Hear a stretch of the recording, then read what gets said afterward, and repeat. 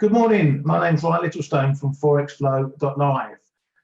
Here we are after a pretty hectic week last week, a bit of a crazy one with the election stuff going on, and will it happen, won't it happen, who's going to win? A lot of people looking for the blue wave and a big bid and win, but it wasn't as wide as some could expect. Obviously, we're still going through the stuff there. They're still counting, recounts, Trump court cases, so on and so forth. So we're not quite over the hump yet, but we saw markets moving, pricing towards a bid and win. But what we've noticed is that it's mainly fast money that's been doing the move. So this dollar selling that's been going on, mainly driven by the shorter term players. And what we've known and what we've seen is that the big money, the big investors are still sitting on the sidelines, and that's continued in today.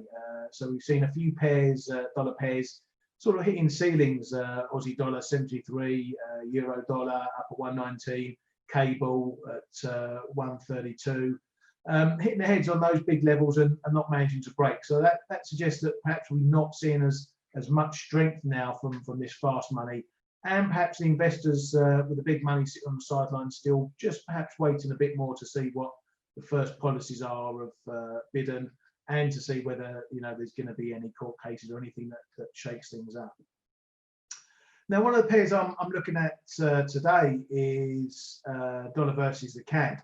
I'm going to start with the daily chart here because, again, this is another pair on a big figure down at 130 on the dollar selling. And it's a pretty big level down here. It's a big psychological level down here. It's been a big level way back when we were coming up through it last year. And we've already tested down to this level prior, back sort of earlier this year, so August, September time. Saw a strong hold down around this 130, down to sort of 129.95. It tried a little dip under, and we saw a strong bounce from there. And so we're potentially facing the prospect of seeing whether we're going to get a nice strong double bottom here. So a big level to look at here. And as we can see, we've been down to 130 even. We need to give it a bit of room, perhaps down to 129.90, because that's where it got down to the lows before. See whether this level holds, and I'm potentially looking at longs off this level here. See if we get a nice decent bounce, see if the level's strong enough. But what I'm also looking for is perhaps to see whether we do break the level, whether it's worth reversing into a short. Now, as I say, on the daily chart, you can see quite clearly we've got the potential for this double bottom. But if we move to the weekly chart, we can see perhaps what's going to happen if we get a break underneath it. And we have still got some decent levels down here, down to the low 129s. But really, if we do get a break of this 130 level, and it confirms as being held, i.e. we see a breakthrough, maybe down to sort of the 90, 85, 80 area, then a test back up to 130. If that 130 level then holds, then we've got greater conviction that we've got a break on.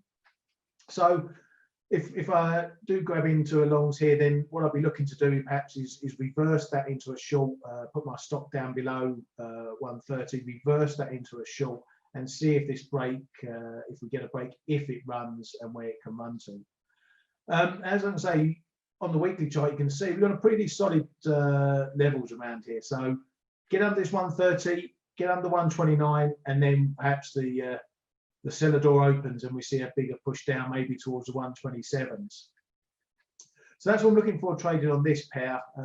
As I say, there's lots in the mix as usual: viruses, election, oil. Obviously, you have to keep an eye on here to see whether that gets a boost on potential Biden stimulus spending or infrastructure spending, because that'll be another kicker for the CAD to strengthen.